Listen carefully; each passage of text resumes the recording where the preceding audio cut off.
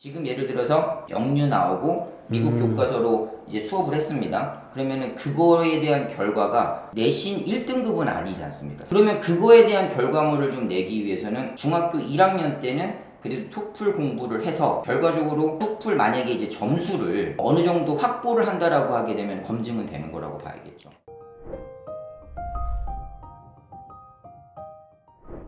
안녕하세요. 대치동 캐슬입니다. 오늘은요, 제 옆에 대치동에서 학원을 오래 하셨고 영어 교육에 있어서 강자라고 불리시는 원장님을 한번 모셨습니다. 안녕하세요. 안녕하세요. 간단히 자기소개 부탁드릴게요. 지금 이제 대치동에서 대략 한 15년 정도 이제 수업을 하고 있고 아이들을 가르친 지는 한 25년 정도 된 것 같아요. 기본적으로 제가 궁금한 건 생활로서의 영어, 그러니까 외국인을 만났을 때 당황하지 않고 말을 하는 것과 중학교 중간고사 기말고사에서 100점을 받는 영어는 다르긴 한가요? 그러니까 제가 생각하는 거를 좀 말씀을 좀 드리면 또 우리 아이들이 이제 영유를 나오고 초등학교 때 이제 영어 공부를 한다고 했을 때 일반적으로는 이제 미국 커리큘럼을 좀 많이 간다라고 좀 봐야겠죠. 아, 기본적으로 미국에 있는 초등학생이 배우는 커리큘럼을 가져오는 거죠? 예, 그렇죠. 그러니까 사실은 그 미국 교과서를 좀 보게 되면은 대략 그게 1년 프로그램이라고 봐야겠죠. 여기에서는 대략 6개월에 한 학년을 끝내는 걸로 알고 있습니다. 그런 것들을 다 할 수가 없기 때문에 결과적으로는 내용 중심으로 가기 때문에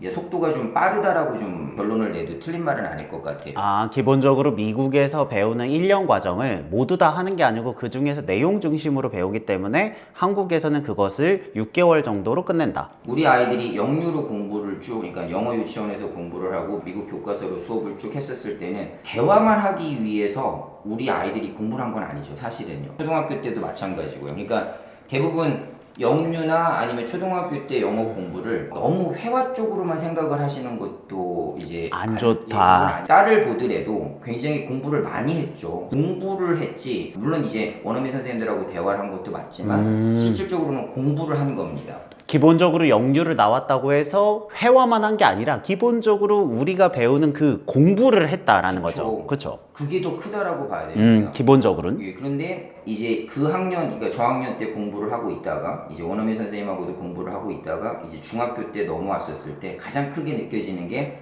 이제 아무래도 시험이 이제 공식적으로 나오다 보니까 결과물이 나온다라고 좀 보셔야 될 것 같아요. 제가 생각하기에는 무조건적으로 공부 방법이 다른 거는 아닌 것 같아요. 그러니까 영어 유치원이라든지 초등학교 때 영어 공부 방법과 중학교 때 영어 공부 방법이 많이 이제 방향성이 달라지는 거는 아닌데 중학교 때 약간의 고학년으로 넘어가면서 평가가 이루어지다 보니까 거기에 대한 결과물로 어머님들이 좀 힘들어 하시는 경우도 있고, 그러니까 결과가 나쁘게 나왔을 때는 이게 좀 많이 이제 내 공부 방법이 맞았는지 틀렸는지를 좀 보시는 것 같고, 결과물이 당연히 좋으면 큰 문제가 안 되겠죠. 크게 다르지는 않습니다. 우리 아이들이 공부 방법이 이제 저학년과 고학년은 공부 방법에서의 접근하는 방법이 달라진 거지 내용이 달라진 것 같지는 않아요. 아, 그러니까 영유나 미국식 초등학교를 배우는 게 나쁜 게 아니라 초, 때는 그렇게 배우는 게 언어를 학습하는 정상적인 방법인데 초고나 중학교 때 되면 그것을 평가하는 방법에 있어서 방법을 좀 바꿔야 되는 시점이 온다는 거죠. 영유라든지 초등학교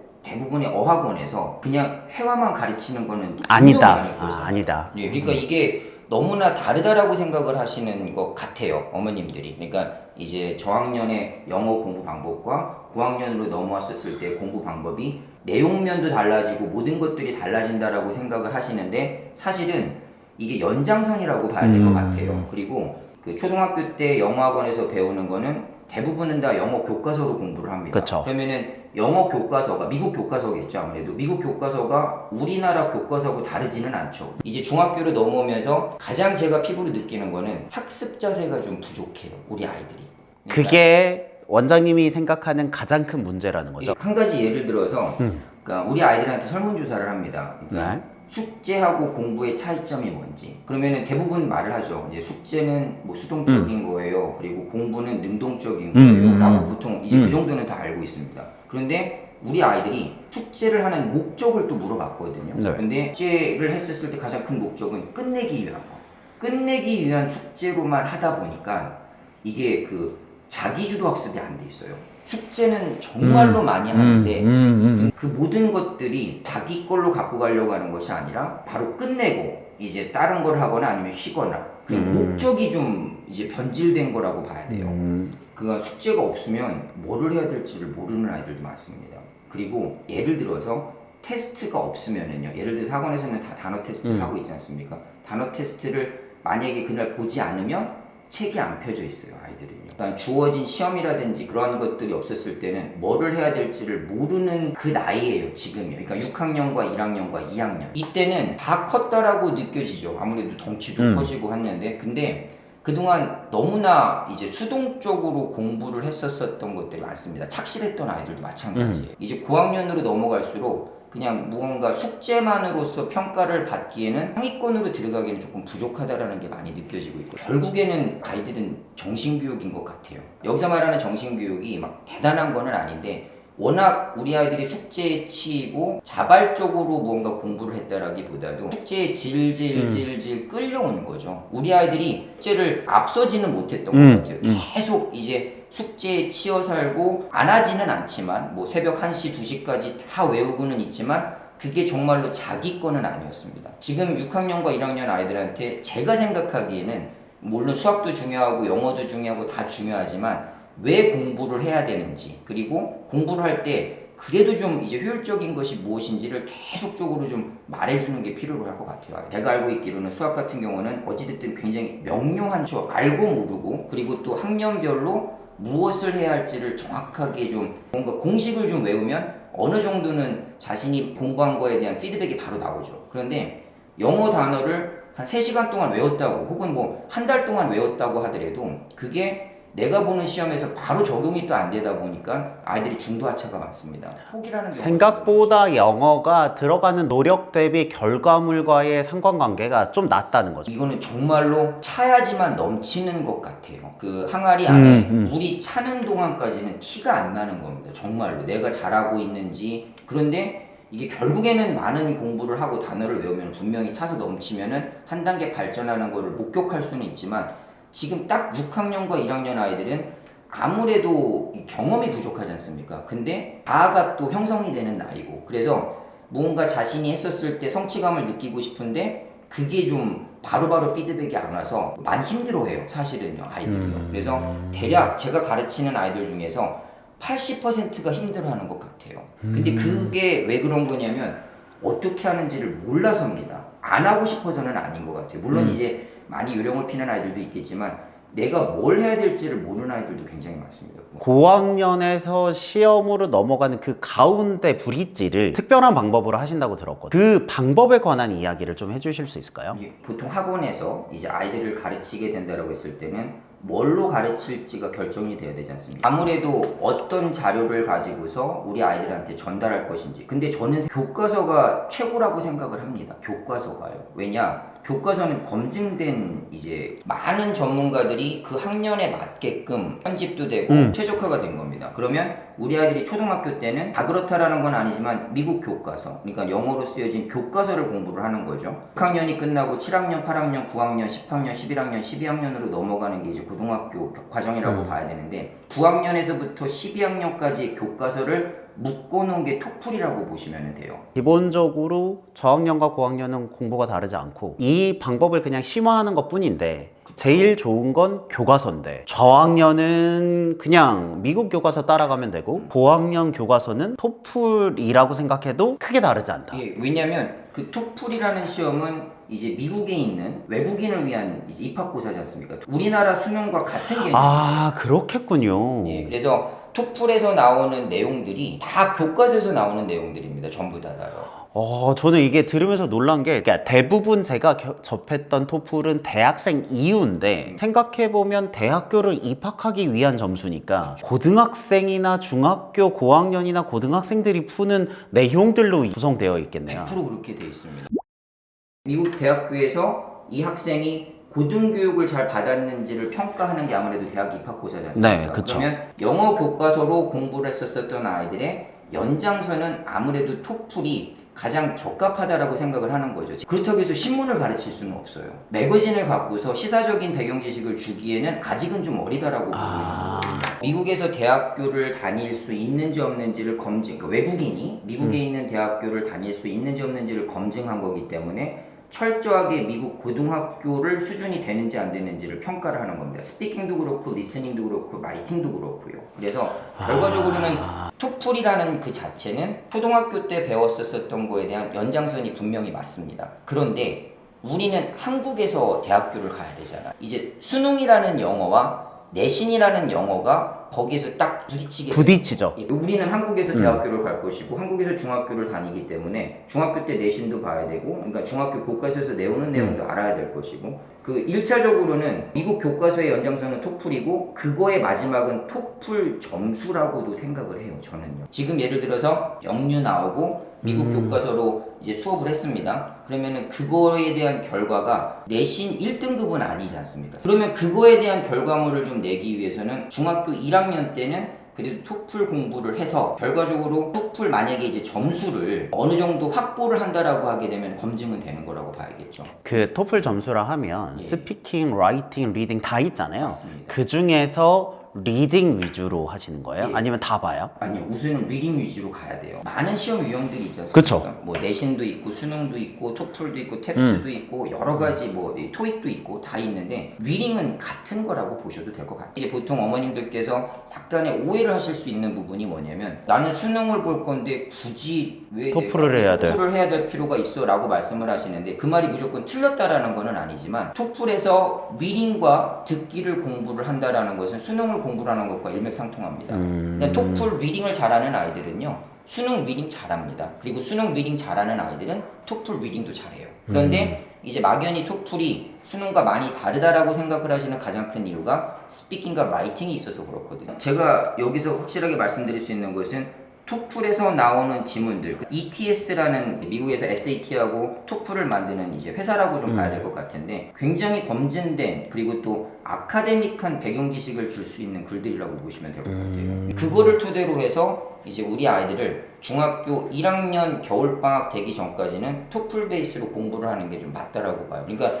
간략하게 말씀드리면 영유 그리고 초등학교 때는 많이 노출이 돼야 되지 않습니까? 영어에 언어 노출도 굉장히 필요한 거니까. 그래서 원어민 선생님들하고 같이 공부하고 그냥 인풋이 있으면 아웃풋까지 있는 공부를 하는 게 맞다라고 봐요. 그러면 제가 생각하는 고학년으로 들어가는 입구는 6학년이라고 생각을 했어요. 저는 이 말씀을 들으면서 제가 갖고 있는 편견이 많이 깨졌는데 기본적으로 영유나 미국 교과서를 배운다는 건 그 미국 커리큘럼을 따라가는 거예요. 근데 시험은 중2 때 한국 시험으로 본단 말이죠. 그러니까 요 둘 사이에 충돌이 일어나니 그냥 요거에 예를 들면 수학의 선행이라고 생각하는 것처럼 요 교과에 그냥 더 나간 거는 고등학생들이 배우는 토플 그 중에서도 리딩에 중점이 되어 있으니까 리딩과 리스닝을 하게 되면 이쪽에서 실력이 쌓이게 되면서 이렇게 넘어오면 이질감이 생각보다 없다는 거죠. 맞습니다. 리딩을 잘하면 사실은 국어를 잘하는 아이들은 영어도 잘하지 않습니다. 결과적으로는 언어의 연장선이라고 좀 봐야 되기 때문에 6학년서부터 아무래도 고민이 많아지시는 것 같아요. 어머님들이. 여기에서부터 좀 뭔가가 틀어지는 경우가 많이 생기죠. 아, 그런 것 같아요. 그게 왜 그런 거냐면 제가 생각하기에는 그래도 4학년까지는 공부를 하는 이유가 엄마한테 칭찬받기 위해서. 그냥 예. 시키니까 한 거죠. 예, 칭찬받기 위해서. 그러니까 칭찬을 받으면 기분 좋고 내가 공부를 숙제를 잘하면 엄마도 좋아하고 아빠도 기뻐하니까 그런 부분이 굉장히 클 거라고 봅니다. 그런데 5학년, 6학년이 되면서 확실하게 자아가 생기는 것 같아요. 자기 고집도 생기고 그러면 이때는 자아는 생겼는데 경험이 없는 상태죠. 깨지기 쉬운 상태죠 지금요. 그래서 5학년과 6학년서부터는 확실하게 모든 부분에 있어서 변동이 있습니다. 부모님에 대한 실질적인 기대치도 좀 달라지게 되고 아이들도 심리적으로 좀 변하게 되면서 자아가 성립이 되면서 내가 뭘 하고 있는지를 궁금해하기 시작을 하는 것 같아요. 근데 그때 내가 뭘 해야 될지를 모르면 흔들리는 것 같더라고요. 그러니까 그 시기 때 명료하게 이런 식으로 공부를 했으면 좋겠어 라고 이제 뭔가 조언을 줄 수 있는 사람이 좀 필요한 것 같습니다. 우리 아이들한테서. 우리 아이들을 영어를 가르치고 교육을 그래도 하는 부분에 있어서 시스템이 갖춰져 있지 않은 상태에서는 아무리 좋은 생각을 가진다 하더라도 이게 다 그냥 예를 들어서 메모한 거를 다 모아두면 자료가 되잖아요. 그런데 시스템이 갖추어지지 않은 상태에서 그냥 조언만 해주면 그걸로 그냥 그때 끝나게 되더라고요. 시스템이 갖추어졌다. 그러면 조금 더 아이들한테 정신교육을 한다든지 뭐를 어떤 식으로 전달할 수 있는지가 좀 더 명확해지는 것 같습니다. 목표는 정해져 있고 그 목표를 향해서 걸어갔었을 때 이제 어떤 식으로 해야 된다라는 거. 그러니까 명확하게 목표는 정해져 있으니까 흔들림이 없지 않습니까? 그러면 아이들한테 공부하는 방법을 정신교육을 한다든지 앞으로 이런 힘듦도 있을 수는 있지만 이거는 좀 지나가면 된다. 뭔가 틀은 확실하게 있기 때문에 그거를 시스템 안에서 이제 아이들한테 공부하는 방법을 정말로 많이 알려줄 수 해주는 있죠. 것이 필요한 것 같아요. 제가 생각하기에는 6학년과 1학년 아이들은 왜 해야 되는지, 어떻게 해야 되는지 이런 구체적인 설명들이 좀 많이 들어가야 되는 것 같아요. 물론 이제 영어를 가르치니까 영어를 잘하게끔 만들어야 되는 것도 있는데요. 근데 자세가 잡히면 선생님도 아시겠지만 모든 과목에서 이제 수월하게 된다는 거예요. 그럼 질문이 있어요. 그렇게 해서 중학교 2학년 전까지일 거예요. 왜냐면 중학교 2학년이 되면 실제로 시험을 치고 실제로 원장님께서는 중학교 2학년 이상 그러니까 중2, 중3도 가르치고 계신단 말이죠. 맞습니다. 그러면 솔직한 질문은 예. 초6부터 토플 리딩으로 집중을 했어요. 예. 그리고 나서 한국 시험으로 넘어가면 아무런 문제가 거의 없나요? 우선은 학원에서 일반적인 어학원이라든지 그러니까 내신 학원이 아닌 학원에서 가르치는 그 전체적인 커리큘럼이라든지 목표 방향과 내신은 완전히 다른 트랙입니다. 완전히 다른 트랙. 그럼에도 불구하고 다르긴 하다. 예, 한국 시험에 점수를 내는 건 다르긴 하다. 중등부에 대한 내신에 대한 준비는 진짜로 선택과 집중인 것 같아요. 예를 들어서 뭐 중간고사가 5월 달인데 나는 중간고사가 너무나 중요하니까 3월서부터 혹은 겨울방학서부터 5월 달 중간고사를 위해서 영어만 놓고 봤을 때 그거를 한 5개월 동안 이제 속된 말로 뺑글뺑글 돌린다고 해서 100점이 나오는 건 아니고요. 그러니까 결과적으로는 5월 달에 만약에 중간고사를 본다면 4월 뭐 한 달이라든지 아니면 한 달 반 조금은 잡혀 있으면 3주 이렇게 딱 정해놓고 그때 정말로 이제 그 거기에다가만 집중을 해서 하는 게 아무래도 내신을 잡기는 좀 맞다라고 봅니다. 그리고 또 여기서 중요한 부분은 학교 공부는 이제 특정 지역을 맞춰서 만든 교과서가 아니고 대한민국 전국을 그쵸. 가서 한 거기 때문에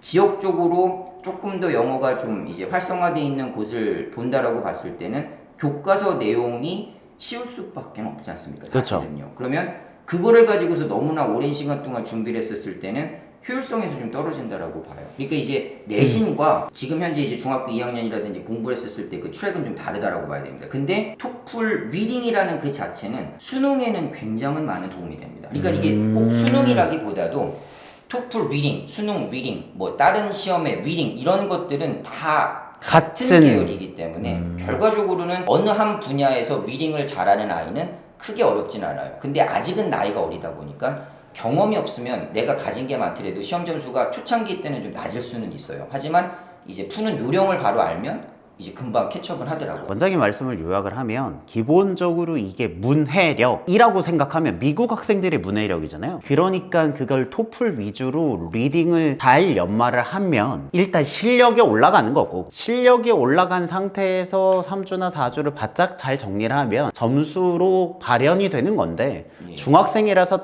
한 번에 될 수도 있고 안 될 수도 있지만 장기적으로 고등학교 생활까지 생각을 한다면 이쪽 방향이 맞다라는 거죠. 영어를 말씀드리면요. 고등부 내신과 중등부 내신의 가장 큰 차이점은 분량이거든요. 읽어야 할 양입니다. 그리고 또 장기전으로 봐서 아시지만 대학교 때 저희들이 읽어야 할 양이 얼마나 많습니까? 그러니까 그 많은 양들을 읽어야 되는 그 힘이 아무래도 리딩은 다 같은 계열이라고 좀 봐야 될 것 같아요. 그래서 토플 리딩을 공부한다고 해서 수능에서 많이 이제 다른 분야를 하기 때문에 손해를 기른 거는 전혀 아니다라고 봅니다. 너무나 좋은 자료들이 많지 않습니까? 사실은요. 그런데 그 모든 것들을 다 할 수는 없어요. 당연히 없습니다. 그래서 결국은 가지치기를 어떻게 하느냐도 아무래도 필요한 조건인 그렇죠. 것 같아요. 왜냐면 시간은 제한적이니까. 맞습니다. 이제 선생님이라든지 부모님이 아이들한테 좀 목표치는 좀 전달해줘야 되는 거는 맞는 것 같아요. 특히 6학년과 1학년 아이들은요. 그래서 목표치를 어느 정도는 명료하게 만들어 놓고 거기에 맞게끔 아이들을 이제 코치를 해야 되는데 여기서 말하는 그 코치는 아무래도 뭘 배워야 될 거는 정해져 있으니까 하는 방법. 사실은 그게 저는 더 크다라고 봐요. 공부하는 방법을 알려줘야지만 이게 결과적으로는 성취도도 되고 되는 것 같아요. 너무나 당연한 건데 이 자기주도 학습이 돼 있는 아이들이 많지